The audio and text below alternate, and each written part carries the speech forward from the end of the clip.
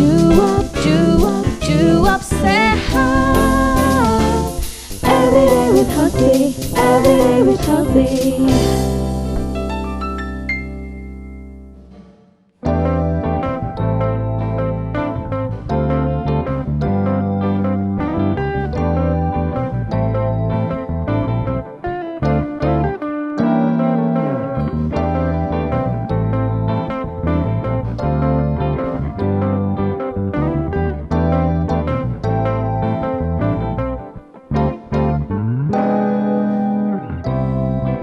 Saat dirimu datang memberi sinar harapan, Kau yang selalu ada untukku.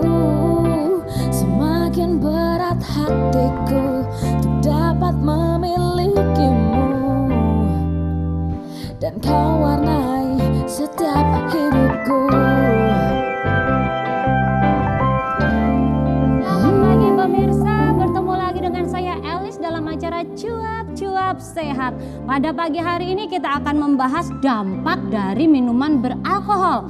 Pemirsa, sehat dalam kehidupan sehari-hari sering dipakai untuk menyatakan bahwa sesuatu dapat bekerja secara normal. Bahkan benda mati pun seperti kendaraan bermotor maupun mesin, jika dapat berfungsi secara normal maka seringkali oleh pemiliknya dikatakan bahwa kendaraan dalam kondisi sehat. Nah, dalam Cuap-Cuap Sehat kali ini kita kedatangan narasumber yang tentunya handal-handal semua. Salah satunya narasumber kita yang pertama, beliau adalah seorang praktisi kesehatan masyarakat. Mari kita panggil Bapak Kalimisani SKM MKes, kandidat dokter UNS Surakarta jurusan promosi kesehatan. Selamat pagi Bapak. Selamat datang, segar sekali pagi ini. Silakan duduk Bapak. Gimana kabarnya? Sehat? Sehat. Keluarga di rumah sehat semua? Alhamdulillah sehat semua. Gini Bapak, Ya. dalam Gimana? Cuap-Cuap Sehat kali ini kita membicarakan, saya grogi ketemu Bapak, membicarakan pengaruh dari minuman beralkohol. Sebenarnya minuman beralkohol itu apa sih? Iya. Jadi alkohol itu adalah zat yang sangat merugikan bagi remaja kita ya, khususnya Ya. pada umumnya pada masyarakat. Dan alkohol itu adalah terbuat dari fermentasi atau bisa penyulingan atau distilasi, yaitu dari bahan ubi-ubian ya, atau bisa dari sari buah, bisa madu dan sebagainya ya, itu yang kemudian menjadikan sebuah alkohol. Jadi begini, ketika alkohol diminum, Iya. kemudian dia masuk ke lambung, dari lambung ini alkohol kan diserap bercampur darah ya. Ya. Jadi dan kemudian terbawa oleh darah ke seluruh tubuh. Dan proses ini berjalan sekitar 30 sampai 90 menit. Di sini Sangat cepat ya Pak, 30 sampai 90 menit. 90 menit, 1 Iya. jam lebih Lebih, ya. sedikit ya. Jadi karena alkohol tadi pada prinsipnya sudah mengandung racun waktu peranti atau peragian ini, nah ini yang menyebabkan tubuh kita akan keracunan sehingga bisa mabuk, ya, bisa pusing, terutama pada awal-awal akan terjadi euforia, itu rasa gembira yang berlebihan ya. Iya. Begitu. Pemirsa, dari percakapan kita dengan Bapak Salimi dapat kita simpulkan sebenarnya alkohol itu racun bagi tubuh kita. Pemirsa, kita masih akan kembali dalam acara Cuap-Cuap Sehat.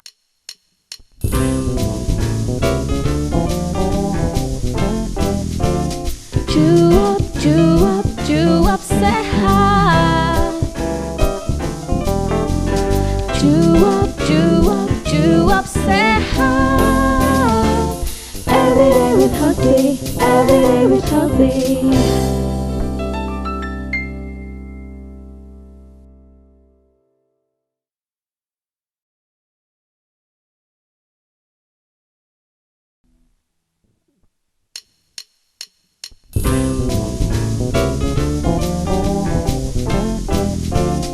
Cuap, cuap, cuap sehat. Cuap, cuap, cuap sehat. Every day with healthy, every day with healthy.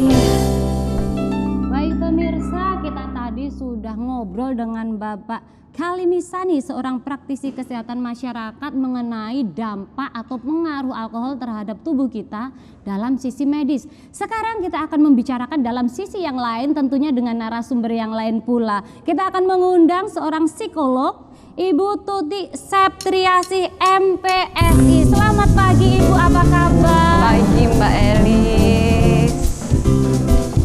Selamat datang, silakan duduk.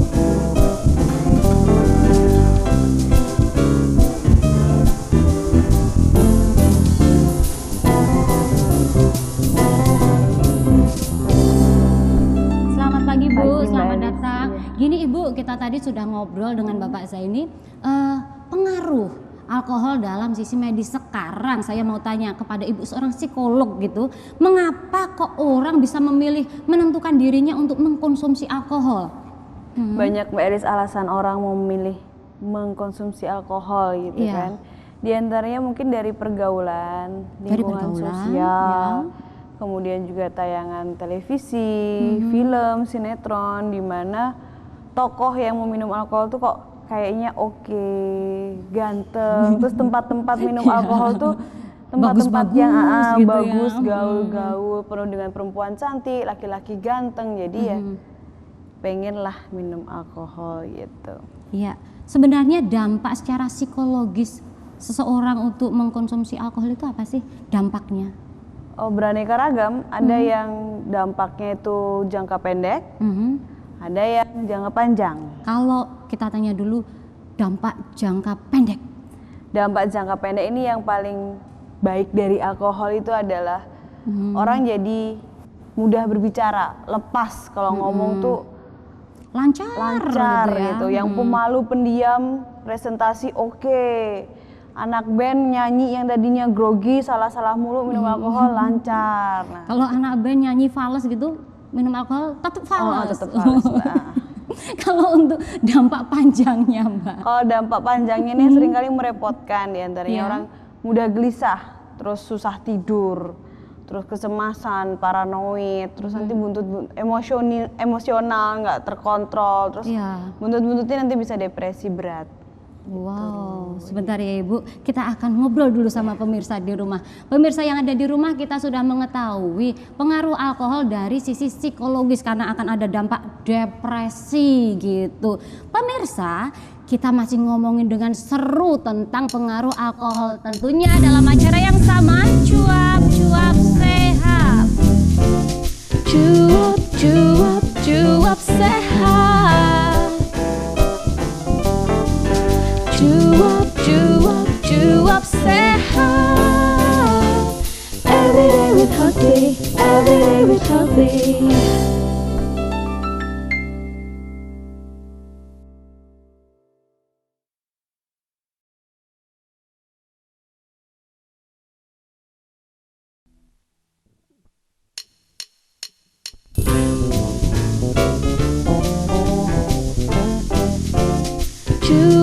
Cuap sehat. Cuap sehat. Every day with Healthy, every day with Healthy. Masih bersama saya Elis dalam acara yang sama, Cuap-Cuap Sehat. Kita tadi sudah mengurai banyak hal tentang pengaruh alkohol dan kontroversinya dengan penelitian-penelitian yang ada di luar sonono. Tapi kayaknya belum afdol kalau kita tidak mengundang seseorang yang bersinggungan secara langsung dengan alkohol. Akan saya panggilkan Mas Rudi, seorang mantan pengkonsumsi alkohol. Selamat pagi Mas Rudi. Selamat pagi Mbak Elis. Halo, apa kabar? Sehat? Silahkan duduk.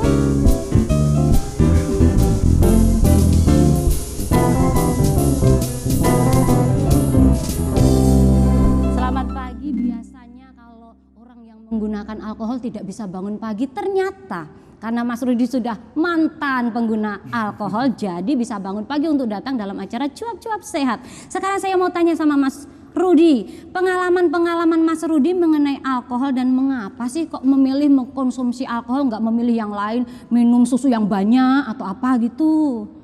Pertama kali saya mengkonsumsi alkohol sebenarnya saya nggak tahu kalau itu alkohol ya.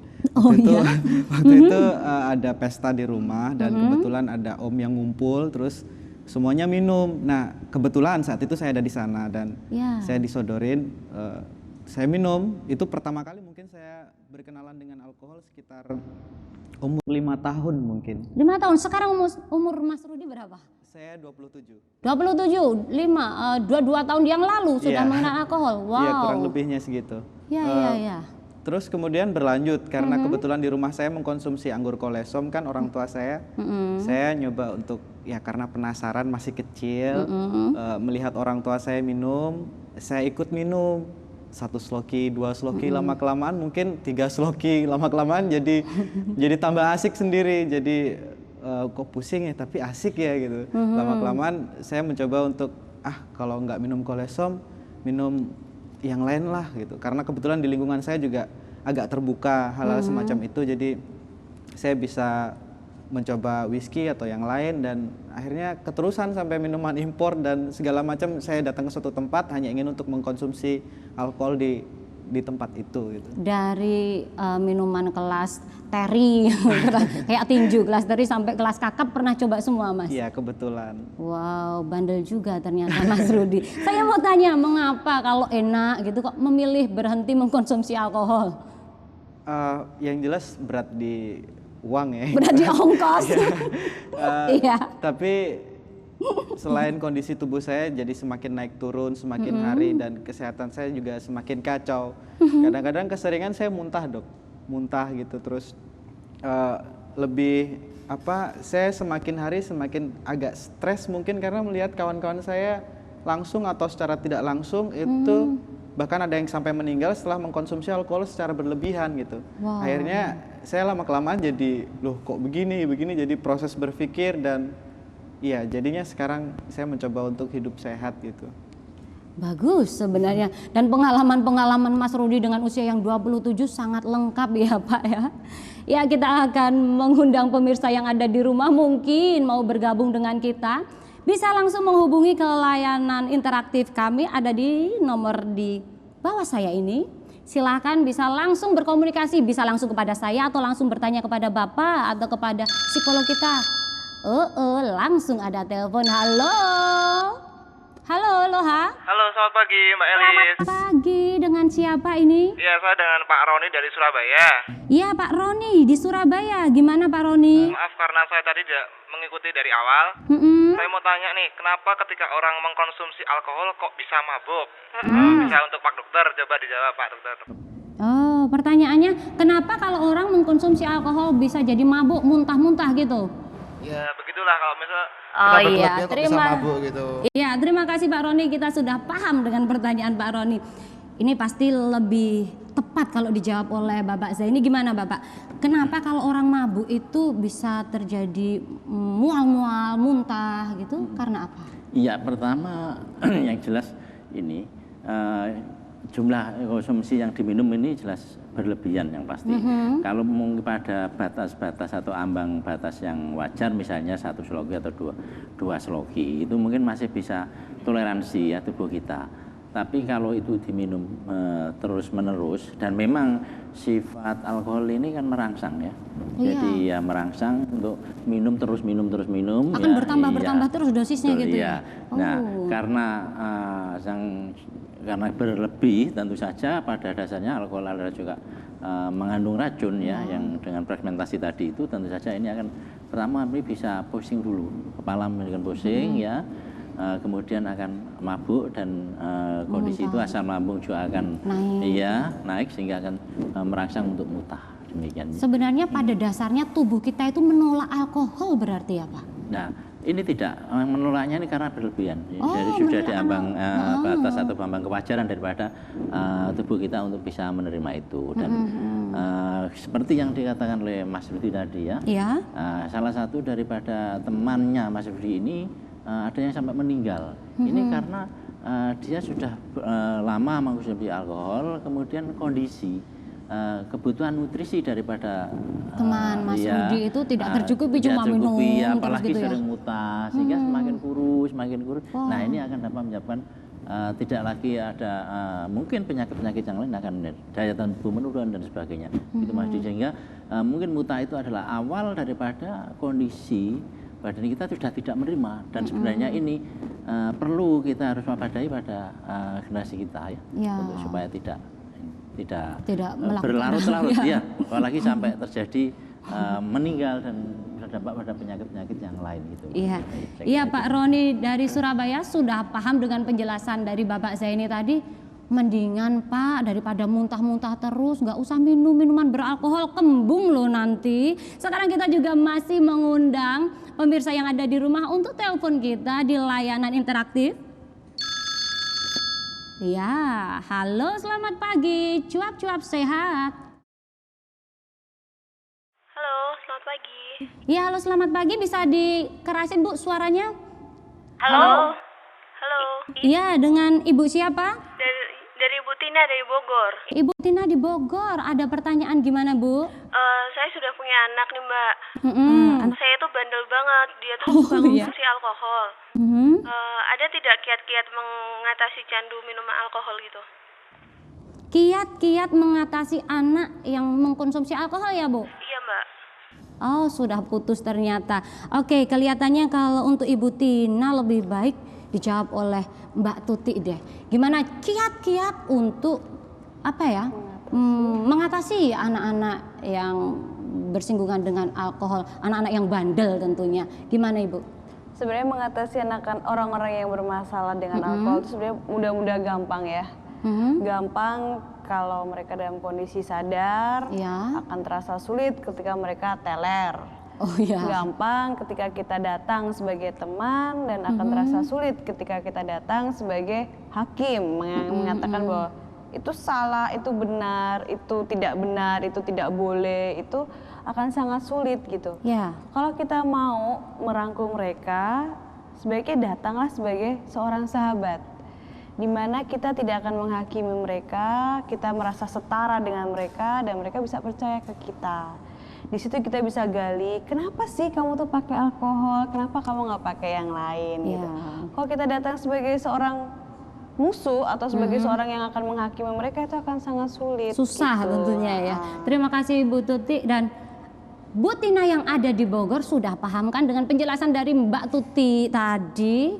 Sekarang karena waktunya sudah sangat mepet, kita akan bertanya langsung kepada Bapak Zaini, pesan kepada pemirsa yang ada di rumah apa?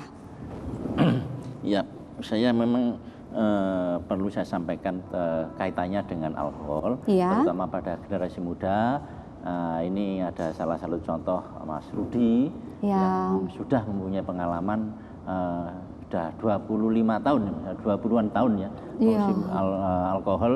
Tentu saja ini menjadi pelajaran yang baik untuk supaya tidak dekat-dekat dengan alkohol, apalagi sampai mengkonsumsi. Dan Mas Rudi ini adalah satu-satunya contoh yang perlu menjadi panutan kita agar sang yang selama ini yang sudah minum segera seperti menyetop ini gitu, harus stop dengan alkohol. Ya, terima kasih Bapak Zaini. Kalau dari Mbak Tuti, kalau saya sih lebih menitipkan pesan pada orang tua ya. Orang tua jadilah sahabat anak, supaya anak itu tidak merasa jauh dengan orang tua, jadi dia percaya. Kalau dia percaya dengan orang tua, dia dekat, maka alkohol itu akan semoga jauh dari mereka. Ya, semoga jauh dan kekagetan saya juga jauh. Kalau pagi-pagi biasanya memang sering kaget gitu loh, tapi bukan karena depresi loh Mbak. Kemudian ada pesan dari Mas Rudi tentunya buat pemirsa yang ada di rumah.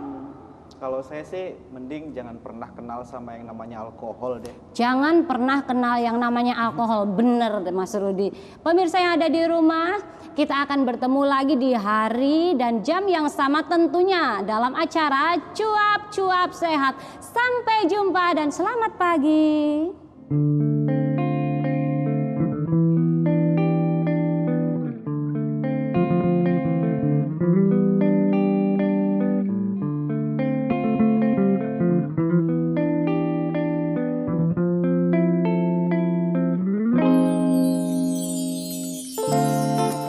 Ulurkanlah tanganmu, dekatkan di hatiku, engkau rasa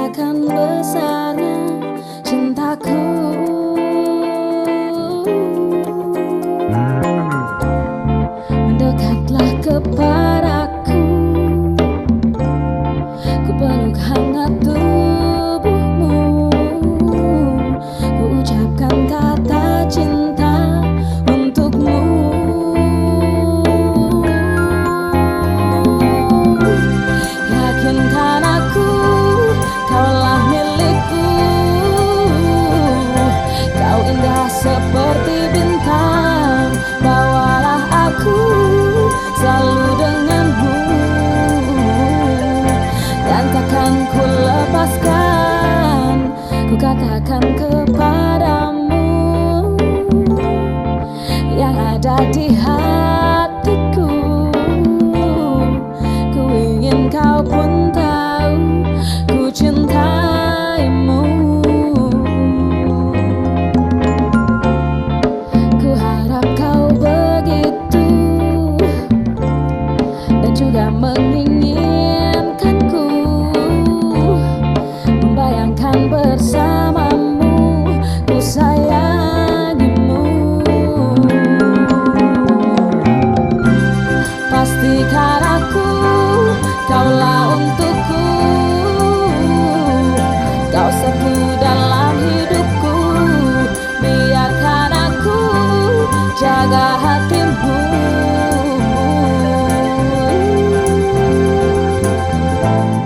Tinggalkan semua kisah kita yang